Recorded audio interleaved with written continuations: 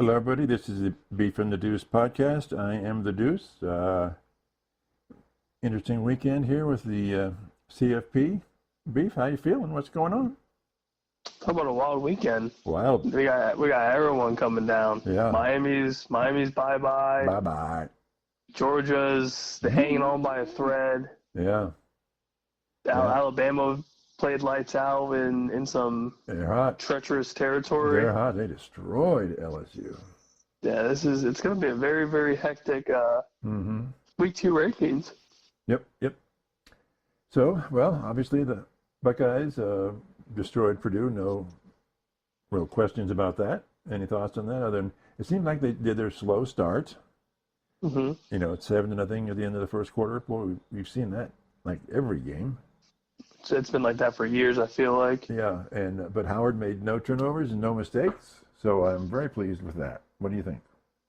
Yeah, I mean, you got your shutout finally. Yeah. So kudos to you. Yeah, finally. Well, Purdue. Purdue is just extra bad. Yeah. But yeah, at first I was. They gave up a lot of yards. I don't know if nervous was the right word, but I was like, these guys are just kind of running it down our throats. Yeah, you were talking bend, don't break, but I don't think that's going to cut it against teams like Oregon. Yeah, I'm not. I get like the whole feeling out process, kind of see what happens, blocking scheme, stuff like that. Yeah. And then you make your adjustments and then just crush them, which is basically what we did. Yeah. But yeah, I mean, again, defense is causing turnovers, which is what we wanted. Winning the line of scrimmage, we definitely did that. Right. So I have no issues with the defense. Obviously, you get a shutout. I don't care who you play. That's impressive. Yeah, shutout's a shutout. And offense was humming. I mean, everyone had at least some sort of, whether it was a touchdown or a big play or both. I mean, everything was just going. Everything was clicking. Will Howard looked super comfortable. The rushing attack was obviously very solid. Jeremiah Smith still insanely good. Just broke Chris Carter's freshman touchdown record, which is amazing. Yeah.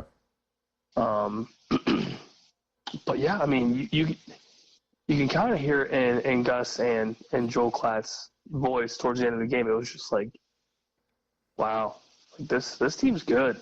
The Buckeyes are really good, regardless of the team. Purdue a one-win team. But that was just utter domination. Yeah. To the point where Gus was just kind of like, oh, well, here we go again. Another touchdown by the Buckeyes. Yeah. One thing it doesn't annoy me about Klatt, but he was going, well, the defense, he had questions about the defense and the Oregon game. He says, but they're playing a lot better now. And I'm thinking, they're not playing, but they're not playing Oregon. It's easier to be a lot better when you're playing Purdue than you are when you're playing Oregon. So kudos to the defense, but is it a true test of when they play other elite teams? That's my question. And they're going to have to play them. I don't know. They're going to have to play them. Yeah, and that's the more I keep looking towards like the end of the season. I want that revenge back. I want to see what Ohio State truly is, and I think we could do it because I think they struggled. Oregon definitely struggled a little bit with Maryland. It seemed like. Yeah. And of course, I mean they still pulled away, but at the same time, they still won. So that's just kind of how the Big Ten is. Yeah. It's just kind of bend but don't break it, and eventually, if you're the lower tier team, you're probably gonna break. Yeah. And this is why I think we're going to talk about rankings here in a minute, but I think this is why Oregon and OSU are the clear 1 and 2 teams, and they clearly are Oregon. Oregon is the best team in the country, and OSU is like 1 point behind them, because they lost by 1 point. And both, when you look at the Oregon-Ohio State game, you can see that two teams, when they're playing elite teams, you have to find a way to win, which is out of your normal script. And I think both teams actually did that, and Ohio State came up just a little bit short with it. Yeah, we were a second away, basically. Yeah. So if Will Howard slides down a second earlier, you get the timeout off. Drag hit field goal, right? Right. Yeah, and you hope for the best. Yeah. And which is obviously crazy to think about. What differentiates Oregon with OSU is I think Oregon's defensive secondary is lightning fast, faster than anybody in the country. And I think their quarterback is playing a little bit better than Will Howard is. Yeah, and I think Will Howard's ramping up at the right time. Yeah. So I think Will Howard started off a little slower, right. And Dylan Gabriel was just out there slinging. Right. And then now I kind of feel like outside of the Oregon Buckeye game, which both Will Howard and Dylan Gabriel played phenomenal. Mm-hmm. And especially in a top 5 matchup like that, they played about as good as you could. Yeah, Will Howard obviously played as well as he could without the dub. But he played not too well against Penn State. Yes, and Penn State was a little bit of a struggle, but he picked it up after the pick 6, which is all we asked for. Mm-hmm. You turn the ball over, you turn it around, the rest is history. You get the win, and that's great. Right, and that's teams do what they have to win, and that's what Ohio State did against Penn State. Yep. And I think after that pick 6 with Penn State, outside of that blemish, I feel like. You could argue it, but I think Will Howard is starting to ramp up and starting to play a little bit better and is more confident in this scheme than Dylan Gabriel is with Oregon. Like, it's starting to seem that way.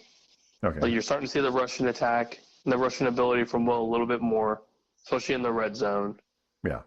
And it just seems like everything's coming a little bit easier. Like, the passing timing's just like that. Him and Jeremiah Smith are connecting. Yeah. At any point, him and Emeka can hit a deep ball or a nice little wheel route or something across the middle of the field, right? Which is almost everybody, it seems like. Right.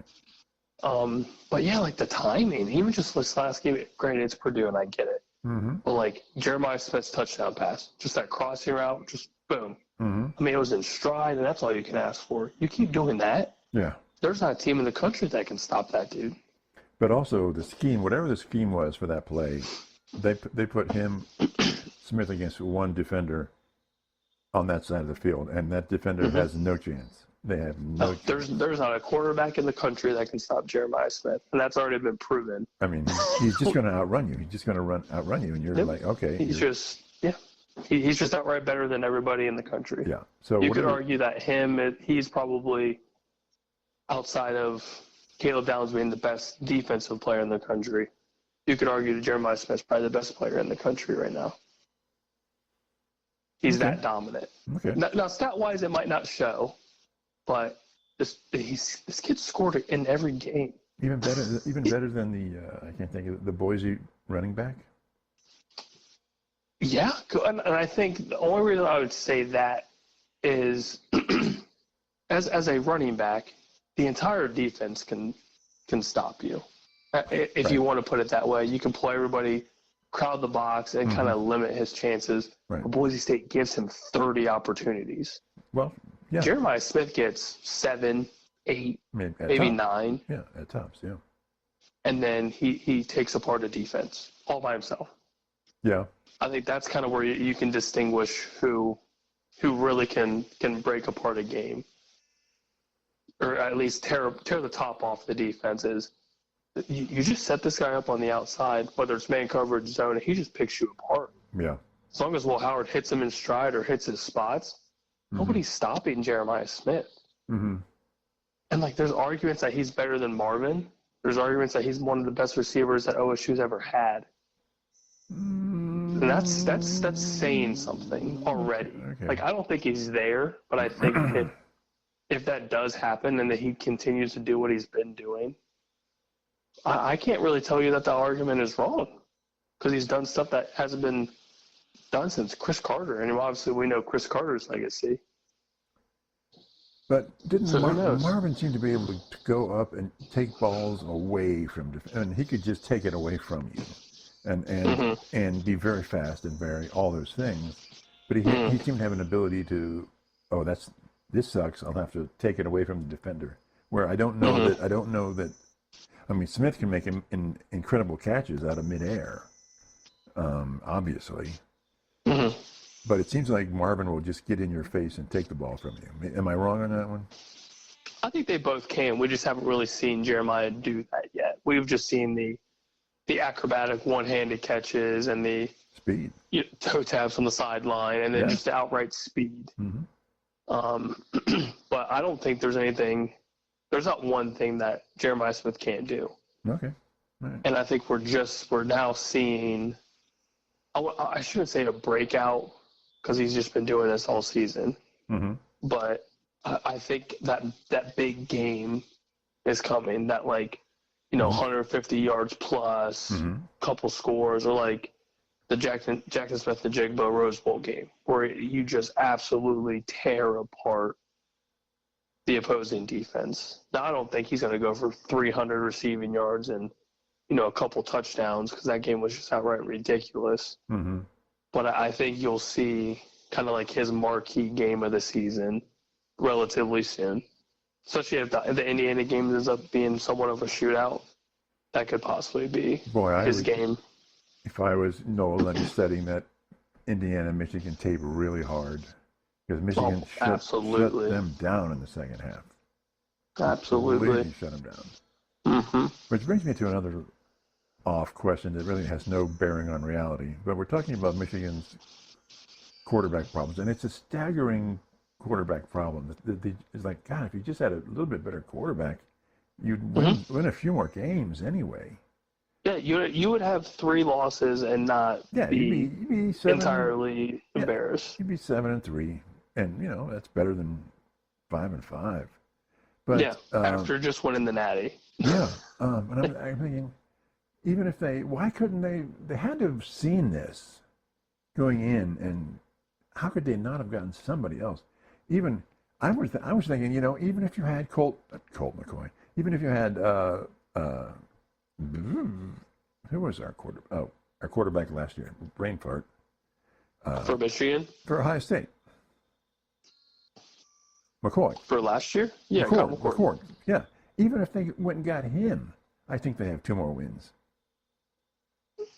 Yeah, because at least you have a quarterback that is capable of throwing for more than 135 yards. Yeah, he can throw the ball, and he can run the ball. But I'm not saying he's the greatest quarterback, but man, how could if I was a Michigan alum, I'd be pissed off. Well, it's also just super interesting because you go in the preseason, and it was, Alex Orji this. He's the next coming of, Michigan quarterbacks. And, there's a possibility that they could, make another run at a Big Ten title. Mm-hmm. And then you get this product, which is just absolute shit. It's literal shit. Yeah, they had to have known it. They had to have seen it and gone, "Ooh, this is bad." But I don't know. When their defense isn't really playing up to speed outside of this, like you said, the second half of this Indiana game. Well, they kind of found something. They're better than the offense. Oh, absolutely. I mean, absolutely. Anyway, so anything else? But then the rushing attack, it's not the traditional rushing attack. It is very piss poor. Well, you have no. Come on, the D-backs are crowding the line of scrimmage. There's no threat to any sort of deep pass. There's no downfield threat. Mm-hmm. Sure, you got 11 guys in the box, right?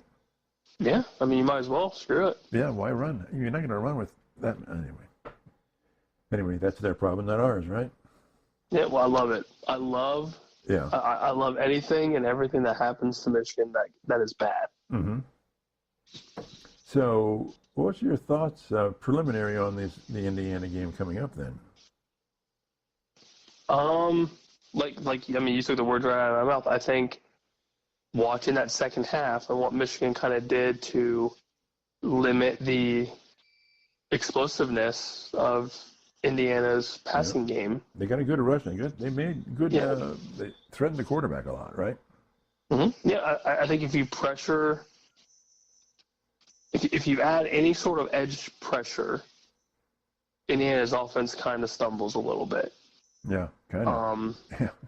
0 points. So I think it's Jack Sawyer and JTT's number one priority to just break down the quarterback pocket. Yeah, this is their kind of get the passing game outside of the pocket, or at least at the very least, just make everybody on the offensive side just uncomfortable. Yeah. And that's obviously a great rule of thumb for any game, True. but specifically for Indiana, Mm-hmm. if whether it's passing, rushing, both, whatever, Mm-hmm. if there's time and they win the line of scrimmage, they get bulk yardage. Yeah, absolutely. And they score in a hurry. Yeah. And that was probably the first game this season for Indiana that their offense struggled. Oh yeah. Huh. And there's definitely some question marks on that side, which will get fixed. I mean, Cincinnati's obviously one of the top coaches right now in the league. Yeah, and kudos to them. They found a way to win. Yep. And as an undefeated team, you're not going to walk through every single game of the season with no scars. Like you're gonna have something. Yeah. And I thought that game was a good test for them. Oh yeah. Because at the end of the day, Michigan's still a defending national champion. Yes, they are. They're still a relatively good Big Ten defense. Mm-hmm. And they tested Indiana, which is good. That's good for Michigan to an extent, and it's good for Indiana. So now they can figure out what the hell was wrong and how to fix it, because you have the biggest game of probably this entire team's life career. Yeah. In addition to Cignetti's first year, this is the biggest game of his career. Oh yeah. Yeah. But, it's very interesting. and I think I'm not entirely worried for the Buckeyes, because I think talent-wise we're light years ahead of them. I think my biggest worry is looking ahead, because the game is next. Do you think they're going to look over an undefeated team? I'm not saying they will. I'm saying that would be my worry. That would be really dumb. That would be dumb, but there have been stupid things that have happened in college football, as you well know. As we all know, yes. But that would be my biggest worry, is knowing whether it's right, wrong, and different, the biggest game, regardless of record or whatever, is beating Michigan. Yeah. And that's kind of what I'm worried about, is maybe possibly just looking past this just a little bit, that scares me. But outside of that, it's a top 5 matchup probably. Now where's it at? More than likely. It's at home. Okay. So I'm wondering if Indiana might be not overmotivated, but more motivated, because this is their biggest game of their year, century, ever. Yeah, especially if they go undefeated, you're playing for a Big Ten championship. Yeah. Yeah. If you beat them, you're going to be, I think you will be in, right? Yeah. Interesting. Yeah, I think it'll be, I don't know, we have to get pressure on the quarterback. Yep, we can't. We have to try to make them one-dimensional somehow. Yep. And our defense is playing better, which is great. Last couple weeks have been promising. Yeah, no doubt. And obviously we have basically a warm-up game at Wrigley Field with Northwestern, which will help kind of hopefully fix some of the holes that we have on the defensive side of the ball, which we don't have much, especially in the last couple of weeks. We've played really well. Yeah, and we probably will against Northwestern. So. But again, it's our question is the secondary and the timely penalties, or again the lack of pass rush, if that does come to fruition again. Against but it seems like all of those. Well, I hope not. Yeah. Hopefully not. But everything's starting to come around, and I think these last couple weeks have shown again that we do have a top tier defense. It is there. It might be the number one scoring defense right now. Oh, after these last couple weeks, I would hope so. Or after the shutout. It was I think it was 3 going into the game yesterday. Okay, well, perfect. Yeah. As it should. Yeah. But I do expect a little bit of possible high-scoring game. And it does have a very good offense, and their defense has shown to kind of have some spark to them. So Yeah. Well, I think it's going to be a great game. yeah. Also, I think that a good thing going into the Northwestern game is, and this might sound trivial, but I don't think it is they're going into Chicago and playing at Wrigley Field, which is a big environment.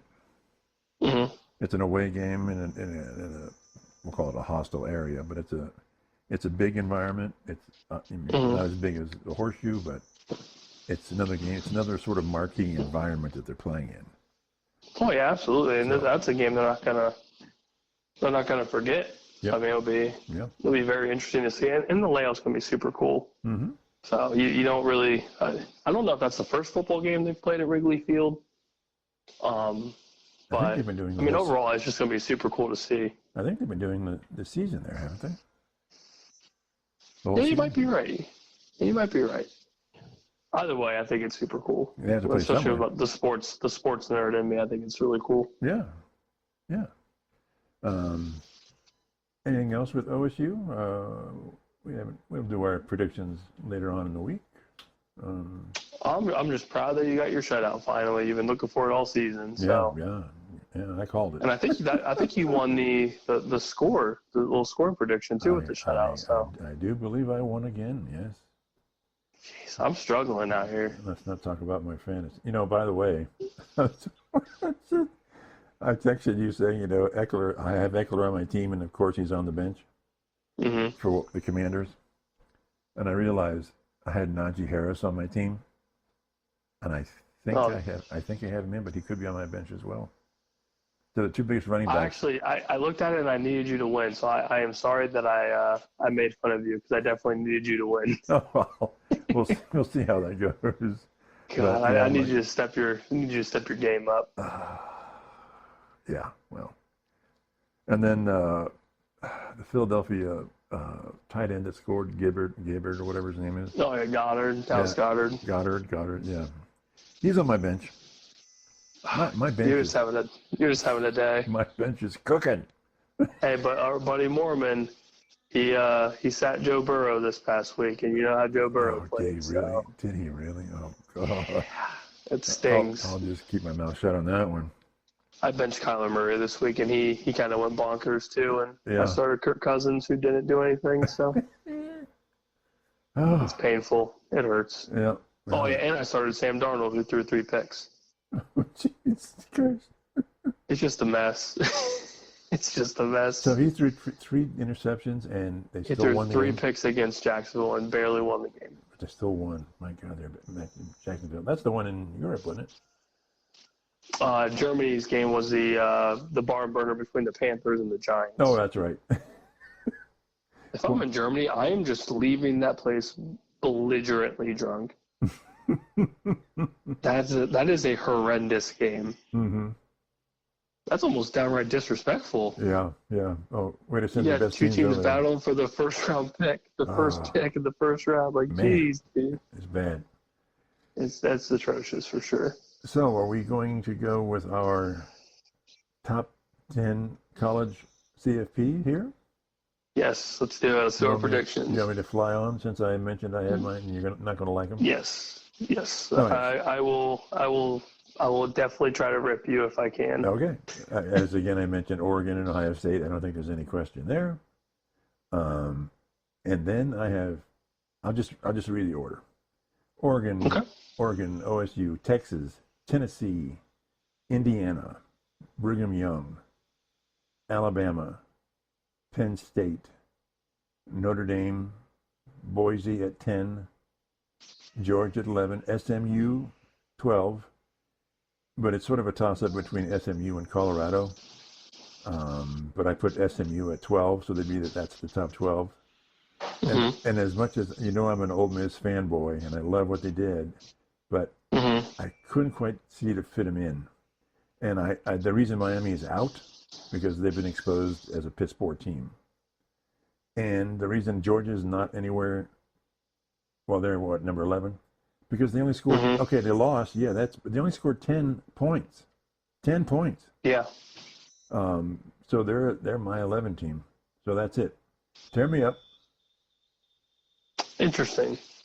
I almost feel like by default, Miami would still have to be somewhere in the top 10. As much as I don't think they are anywhere close to a top 10 ranked team.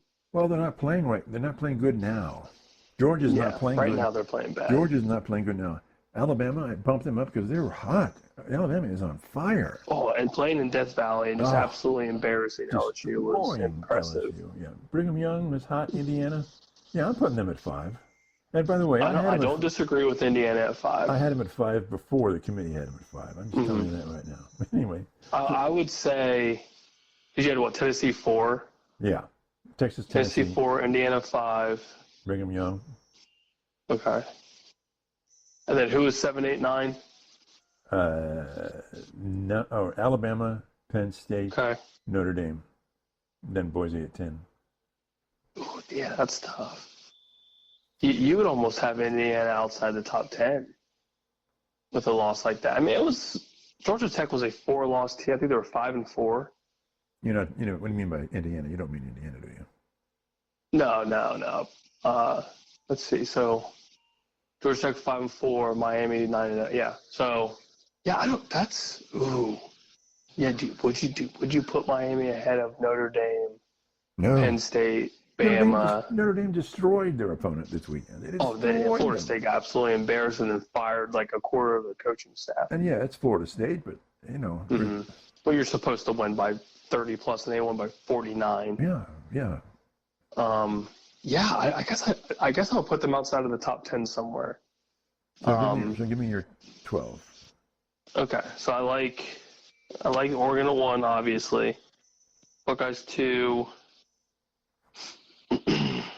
I kind of wanted to get spicy with number 3, but I should probably not get super spicy.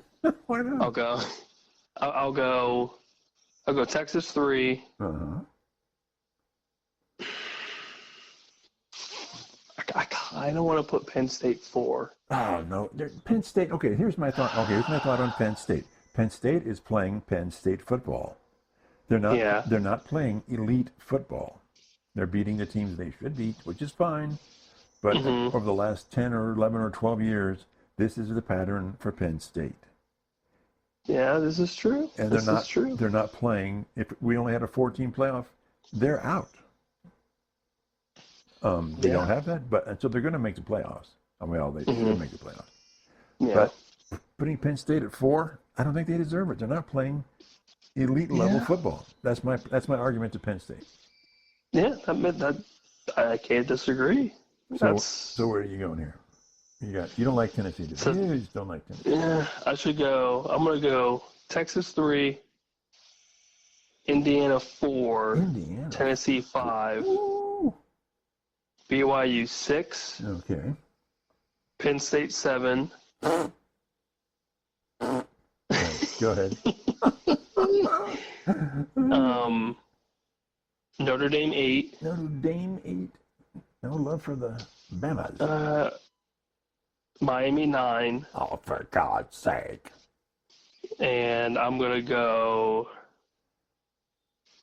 Oh, jeez. Bama 10. Bama 10, okay. Boise 11. Georgia 12. No, scratch that. Boise State's got to get up there. I feel like Boise State would have to be 11. So Bama 10, Boise 11, Georgia 12. Okay, you have Alabama 10, Boise 11, and Georgia 12, right? Yeah. I'll give you the top 12. All right, because you can't discredit Boise because all they do is continue to win. Absolutely, yeah, I'm fine. I had them at number 10. And Bama's schedule helps them a ton. Yeah, but So give me some talk about SMU and Colorado. I mean, you're just not giving them any love, or would they be like 13, 14? I think they'd be 13, 14. And then where's Old Miss? But they kind of lose out because the teams in front of them, Georgia's strength of schedule is going to benefit them, even though they're losing, pretty bad. Mm-hmm. There's always that SEC bias, so I'm playing that into what I feel like they're going to do. Mm-hmm. Now, if it was me, I mean, Georgia's probably sitting where SMU is right now, currently in the AP at 14.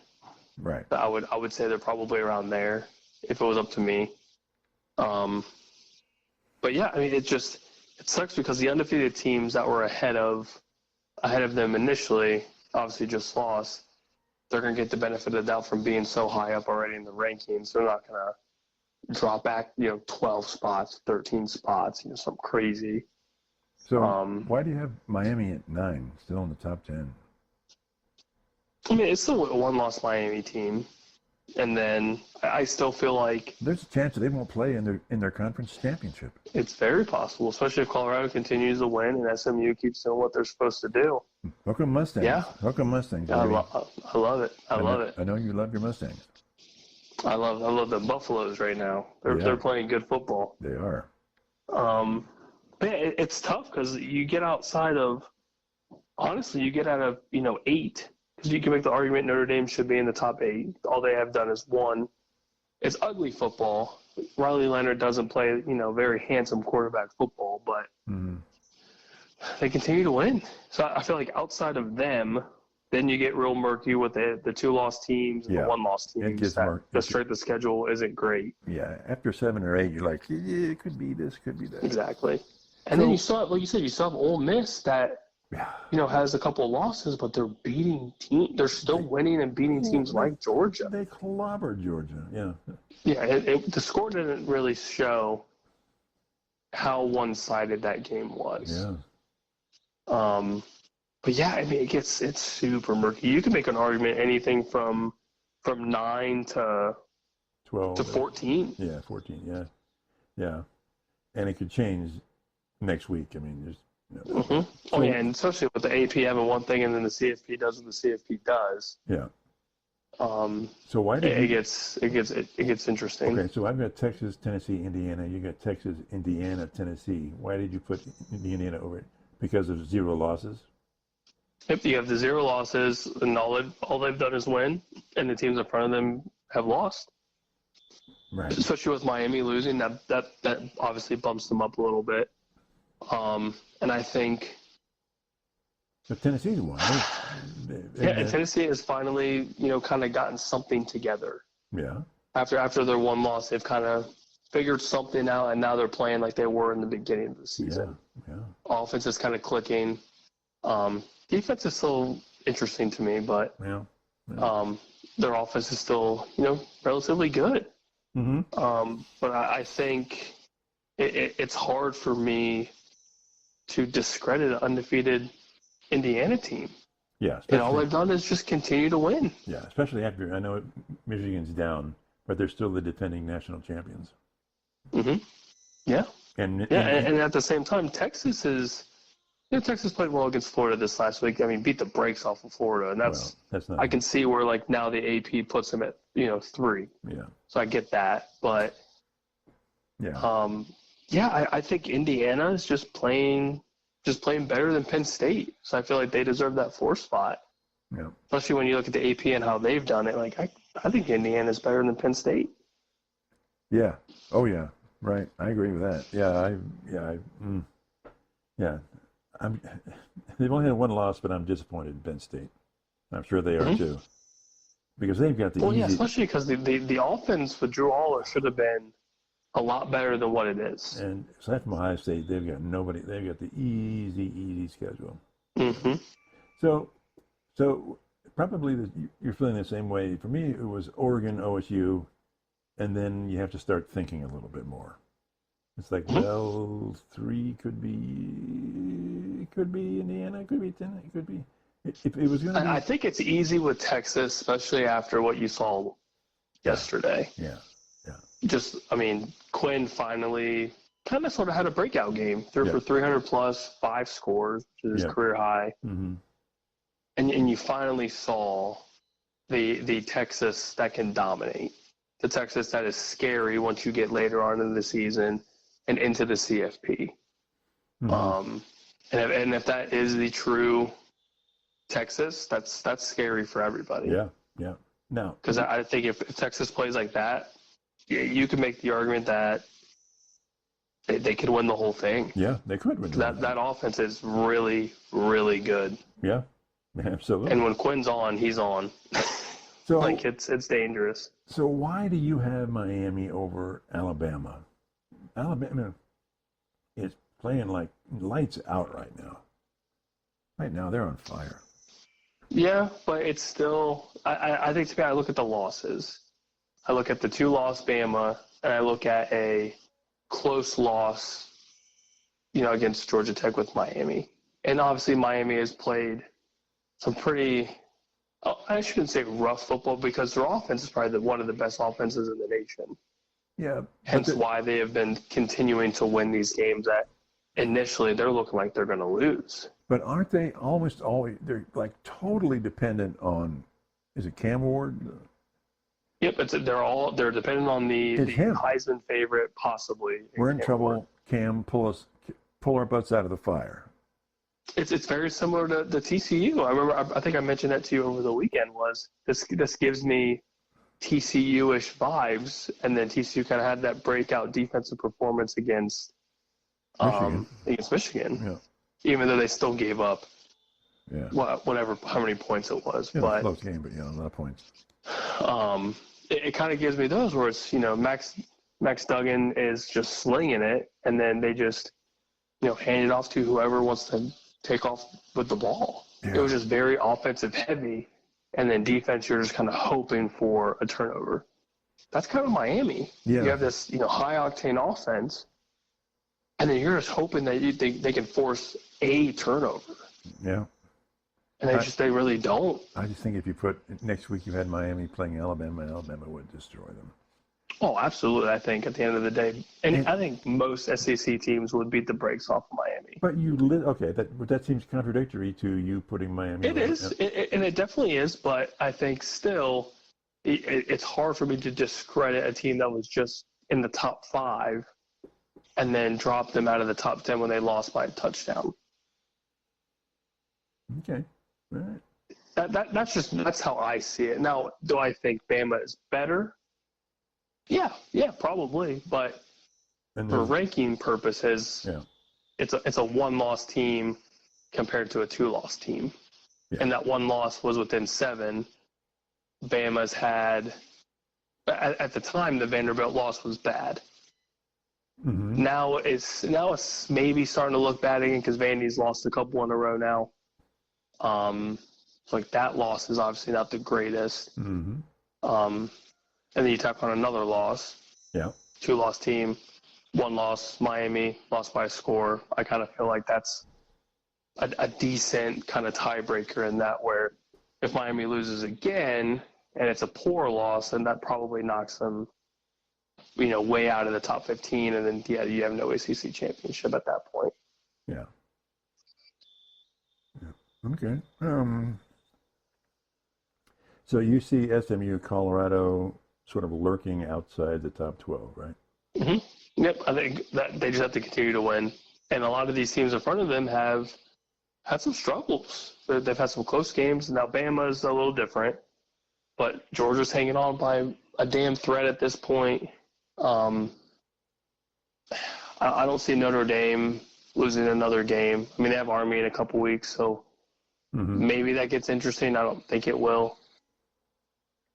But yeah, I mean, outside of that, I think BYU could possibly lose a game. They struggle against Utah. Yeah. I mean, you won by a point against a just beaten up Utah squad. Yeah. So that. Well, Indiana didn't beat Michigan by very much. Yeah, but I would say Michigan's probably better than Utah. And Utah doesn't have their starting quarterback, and that offense is a dumpster fire. Yeah. Okay. But yeah, I mean, it's tough. Yeah, it's really tough because again, I keep looking at Ole Miss. You still have Boise State lurking around with the 1 loss. I know it sounds crazy, but what if Army continues to win? What if? And that's crazy. Like they actually have a percentage chance of making the CFP, which is insane. So and all they would have to do is kill the time of possession, like they did against North Texas. just hold the ball forever. So we're assuming that Notre Dame will be the wild card team, right? Yes, I would assume so, yes. So Army has to surpass Notre Dame. What do they have to do? Mm-hmm.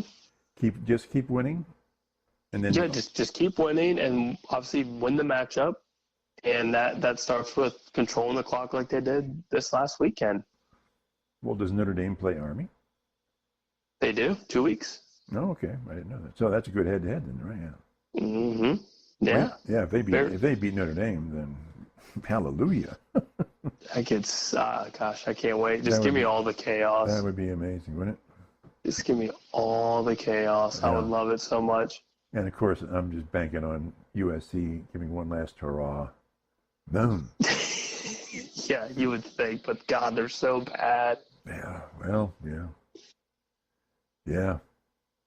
So who's on the hot seat coach-wise here? Well, the Florida State thing from earlier today was intriguing to me because they fired position coaches, and I want to say it was their defensive coordinator, or offensive, one of the two. Mm-hmm. But head coach is still intact, so it's very interesting. Yeah. Outside of that, you don't think USC's? Yeah, I mean, Lincoln Riley, I think his seat's warm. I don't think it's super hot yet.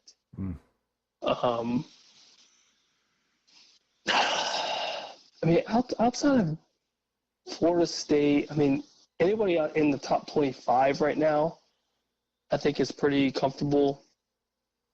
I don't know if Brian Kelly at some point will get booted out of LSU. I don't know how much they like him. Mm-hmm. I'm not the biggest fan, so I'm not going to use any bias. Yeah. But I think Kalen DeBoer kind of solidified himself as being that coach for a while. That's a huge win for him. Mm-hmm. And Bama's still in the hunt, which is all you can ask for post-Saban era, is obviously do your best. And I think with a two-loss team with that schedule, that isn't very easy. I mean, the bad loss with Vanderbilt's tough, but Tennessee's a good team, and that's your second loss. Yeah. So outside of that, all you've done is beat Georgia, you shut out Missouri, and then you just beat LSU at home or in Death Valley. Yeah. That's pretty damn good. Yeah. Oh, yeah. And but I think outside of that, everyone's pretty much chilling. There's a good chance they won't play in the championship game for the conference. No, but I could see them sneaking in for sure. Yeah, definitely. Very interesting. Very, very interesting. Anything else on this whole list thing that I think we pretty much covered it. We're pretty much in agreement. You like Miami. You're a Miami homer, so. I'm not a huge fan of Miami, but I think it's hard for me to justify the argument of just completely dropping them out of the top 10 when they were just number 4.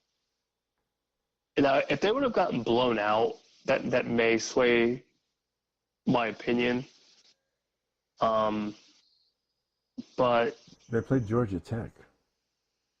Yeah, but it's an away game, so I kind of give them a little bit of the benefit. Oh man, I know it sounds crazy, but they lost by 5. Okay. They lost by 5. It's a bad loss. At the end of the day, it's not a great loss. But then you go through their schedule, and there's a lot of close games, but they're still winning. Yeah. Now I'll be curious to see how they do for the last 2 weeks. Now the games aren't great at all. You have Syracuse for the last game and then Wake Forest. They should win those 2. Yeah. They should. But yeah, I don't know. It is a very murky decision for me. I am not very confident in said decision. Okay. But I mean, you still have Cam Ward, who's one of the best quarterbacks in the country. Yeah. We're talking about and the ACC is still kind of up for grabs. So it is. Boy, if you look at the standings, it's like, whoa. Yes. I mean, Clemson's still somewhat in the ballpark. Yeah, they're clicking away. Obviously, SMU. It's Colorado. Yeah, it's Colorado. who knows, man? Who knows? You like your Buffs. Well, Buffs, you have Buffs in the Big 12, so they'll be fine. Oh, that's right. But 12, yeah. it's, God, who knows with the ACC, man? At some point, Louisville still has a 2-loss in the ACC. Pitt's a 2-loss. Yeah, Pitt's loss this weekend was a bad loss. It wasn't great. It wasn't very pretty. Yep. You lost to a what team? Okay. Yeah, you lost to Virginia. Good old Virginia. Yeah, but yeah, these last couple of weeks are going to be very interesting. 2-3 weeks for all of football, really. Mm-hmm. Everything's still pretty close, and I think the unknown with how the CFP is going to play out for the first time is still kind of weighing heavily on a lot of these bubble teams. Yeah, because you don't truly know like what you have to do outside of winning your conference. It seems interesting because then outside of that, it's who's the best team. Yeah, we had at the start of the season we were talking about who would be the top 4 of the Big Ten, and obviously Indiana was not in that list. But we did have a top 4, and now we have a top 4 that I think is clearly separated from the rest of the Big Ten. I mean, Illinois is losing a minute. I mean, they're okay, but they keep eating each other's lunch, and they just keep going. Oh no, you're going to stay at about 5 wins, 6 wins, maybe 7, and that's about it. So interesting. Anything on the college game, or are you going to swing through the NFL? Let's dive on into the pros. All right. Cleveland didn't play. Yeah, so you won. That's a 1-0 right there. Not losing is a win. Yes, absolutely. It was a weird early Sunday. How about those Kansas City? God. Just barely squeaking by. Talk about a find-a-way team. Talk about a team that just finds a way every week. It was. Yeah, you blocked the field goal to basically win the game. Yeah. And then you drive down the field, kick your field goal, and obviously you get the dub. But, yeah, I mean, you haven't really seen Kareem Hunt in the passing game. Right. And you did. Kansas City's defense kind of gave up some big chunks of yardage against a Denver team that's surprising me. Yeah, they're like Bo Nix is playing relatively well. He's starting to come into his own. Sean Payton's not looking like a complete jackass. Yeah, so that looks good. You giving me a little credit on the Bo Nix there? Yeah. I think I am. I think I am. Thank you very much. But yeah, I mean, to stay undefeated in the NFL is obviously no easy task, and Kansas City's continuing to do it little by little. Yeah, every game. You brought up earlier the Steelers-Commanders game. Wow. That was good. You were discounting the Steelers before this. Are you not discounting them as much anymore? I'm starting to believe. Okay. I'm starting to believe that this Russell Wilson is starting to remind me of kind of the Seattle Russell Wilson. Yeah. Like you were talking about earlier with the fader out to Mike Williams to basically win them the game. Sweet. That was prime Russell Wilson. Yeah, that's such a rainbow shot. I mean, it's just perfect. Oh, it was a beautiful. It was a dime. Yeah. It was a dime. But even Mike Tomlin in that post game interview, he knows he made the right choice. He's sitting there chuckling a little bit because there's doubters. You absolutely know there was like, what are you doing? Oh, a lot of people were doubting, yeah. And all you've done is win. Now, but you can also make the case you don't know that Fields wouldn't have been as successful. It would have been different, right? I don't think, and I remember telling you last week, this is kind of the start of where Pittsburgh may or may not fall. From the Commanders on, because you have the Ravens next week, Bengals in a couple weeks, Eagles a week after that, 2 weeks after that. Like, this is a tough schedule, and you beat one of the hottest teams in the NFL. Yeah. And you beat them as the away team, which is also not very easy. In the rain, in the serious rain. Yeah. Oh, it was gross. Yeah. It was not the greatest, but it was how do I put this? The numbers. It was Pittsburgh-esque football. It was a lot of, close yardage running, goal line stands, or goal line rushing touchdowns. But what Pittsburgh history has basically thrived on. It's just good running back play, good goal line play. Then Russ has just got that beautiful deep ball. I thought the whole game that both teams were like, these are, because I'm trying to find a difference. They're both very good teams. And this was just like a throwback game from an old guy like me. I'm like, yeah, this is just scrum, beat you in the face. It was fun football. I loved it. Rip the ball out of your hands and just no quarter given or taken. Yeah, it was great. I didn't think that game would have been as intriguing as it was. Obviously, the records, you're like, yeah, this is going to be a good game. But that was a damn good football game. Yeah, it was. It was. Yeah, both teams played well. And, score showed it. Let's see, what else are we going to talk about? We were talking about the Bengals earlier in the week. Do we want to go there or just not right now? It's the Bengals just. It's just a mystery. I don't know how to explain it because Joe Burrow's playing out of his mind. He is. He's MVP if he was winning the games. Yeah. Oh yeah, if they have an above 500 record, he's in the MVP conversation. His quarterback rating is what, like 120 something? Oh, it's something insane. It's crazy. I forget the number of games, but in over a certain number of games, he's thrown 24 touchdowns and 4 interceptions. Come on. Come on. Give the guy a break. Give him a win. Yeah, and you can tell he's at a loss for words. He doesn't know what else he needs to do. Yeah, I wouldn't either. I mean, you just had Jamar Chase go for 260 plus and 3 scores, and you still lost. Yeah. But that's another thing. You just look at those stat lines, you're like, yeah, you definitely won that game.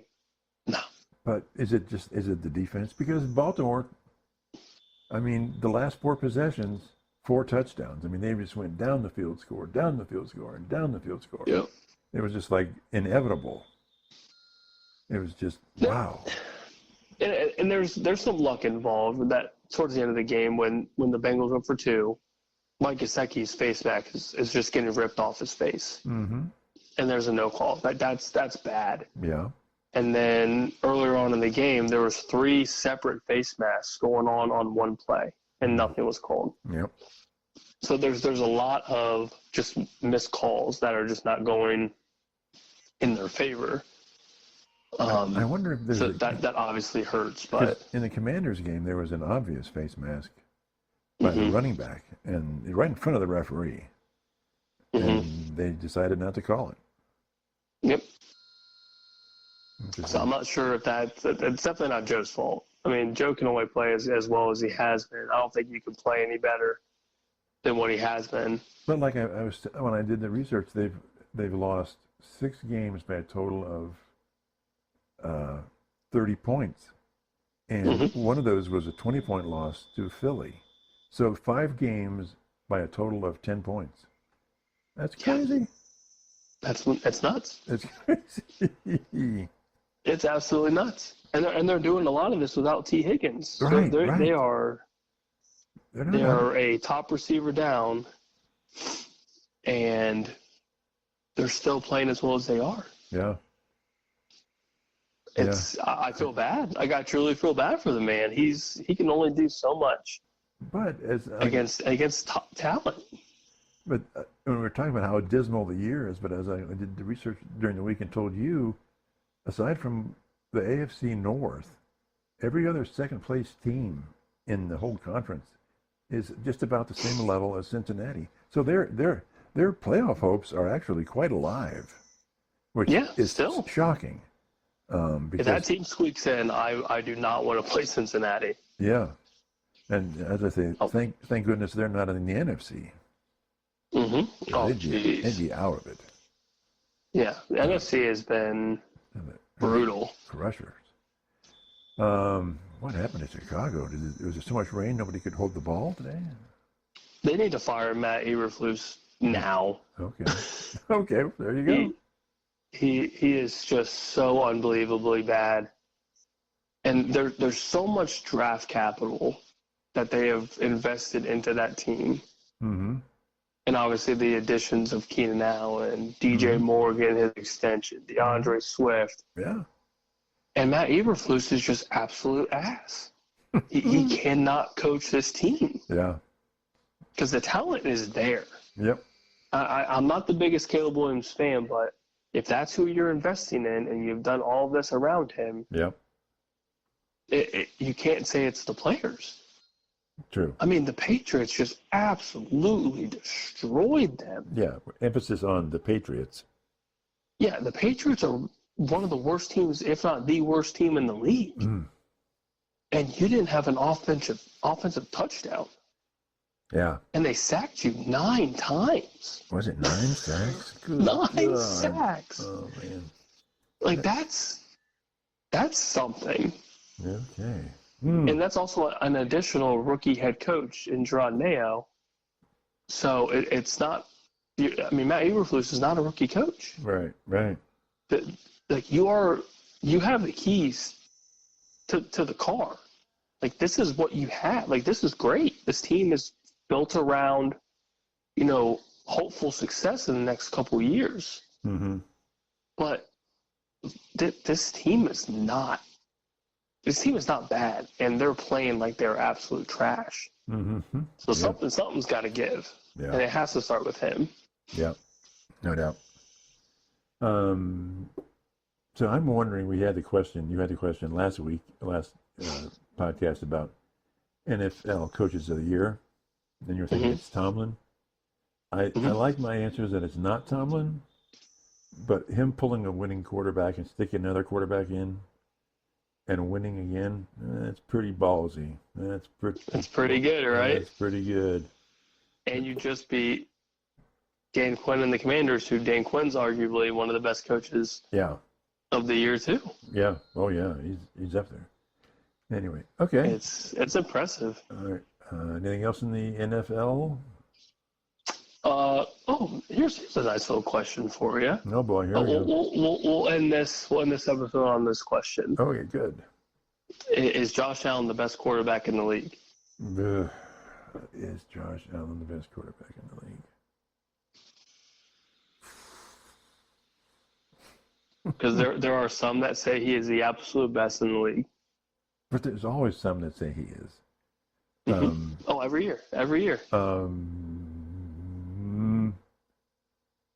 I'm trying to think of a quarterback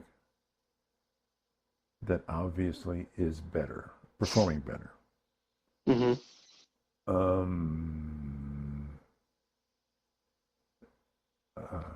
This is tough. It's very tough because I'm sitting here thinking, I don't think he is, but I can't make the argument that he's not. How far? Okay, let's say he is. How far off the pace is Justin Wilson? Played really well today, and he's been playing pretty damn well. Yeah, Russell Wilson's playing great. Russell, yeah. So his ability is good. I don't think Lamar's quite up there. I would say. Because I would say right now it's probably Lamar. And Josh Allen is a close second. You say it is Lamar. Okay. I would say it's Lamar. Josh Allen's is a close second, and that you have to throw in Joe Burrow. Yeah. If you're going off strict quarterback play, Joe Burrow has to be in it. Yeah, you're right. Yeah, Yeah, I'm thinking of anybody else in the West. There's some good quarterbacks, obviously. There's a lot of good quarterbacks, but I don't think there's only 2 or 3 that are top tier for me right now. And Patrick Mahomes is not in the top tier right now. If you're going off strict quarterback play. Even though he's undefeated. Mm-hmm. Yeah, if you're going just off quarterback play, his stat line isn't anywhere close to those guys.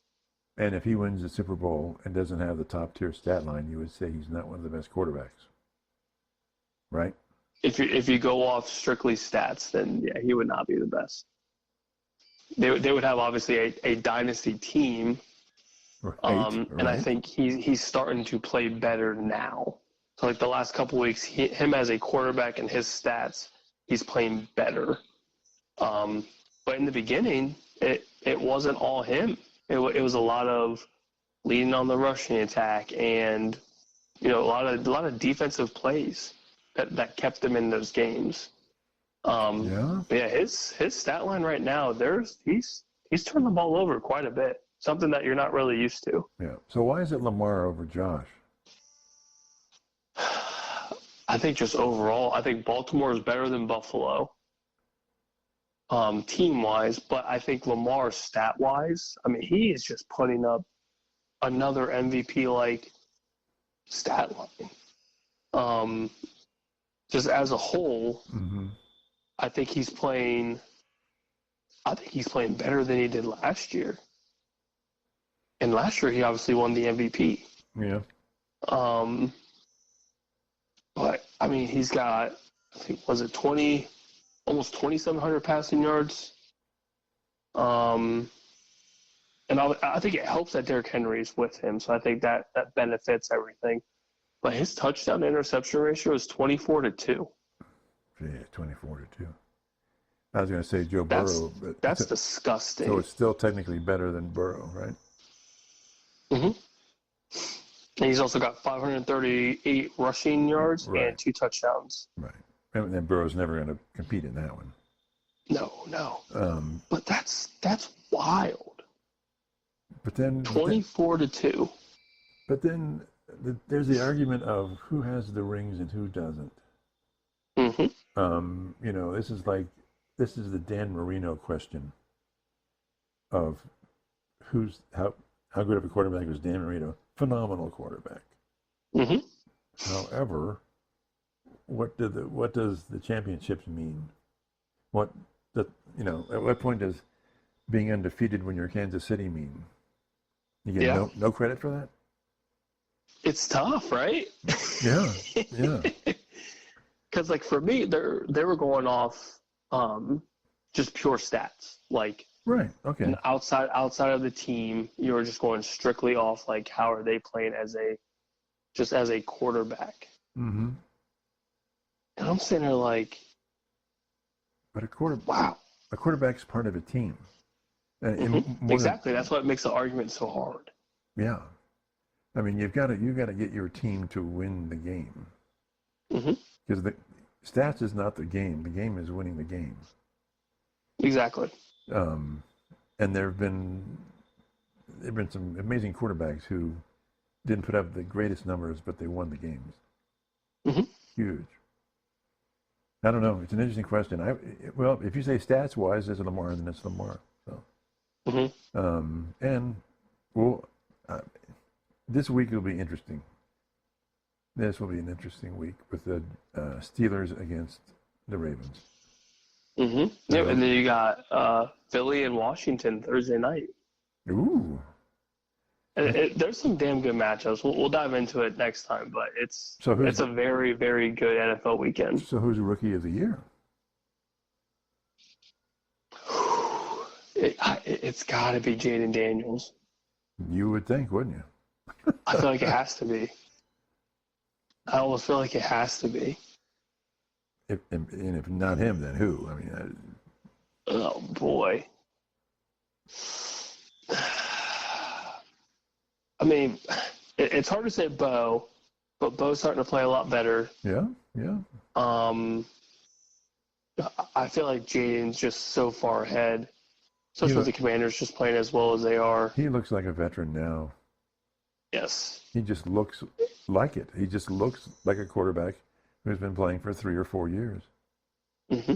And that's hard to do. Yes, especially in the NFC. Especially with the NFC being as good as it is right now. Yeah, when you're battling the Cowboys, it's... Oh, I'm sorry. It's always so tough just to play against the worst team in the league. Okay. So bad. All righty. Okay. Well, I think we better end it on that. Yeah, you might as well. Yeah, because it's over. It's about as good as we're going to get. Yeah. All right. Be sure to check us out on Twitter, X, and subscribe with us. Like it if you like it.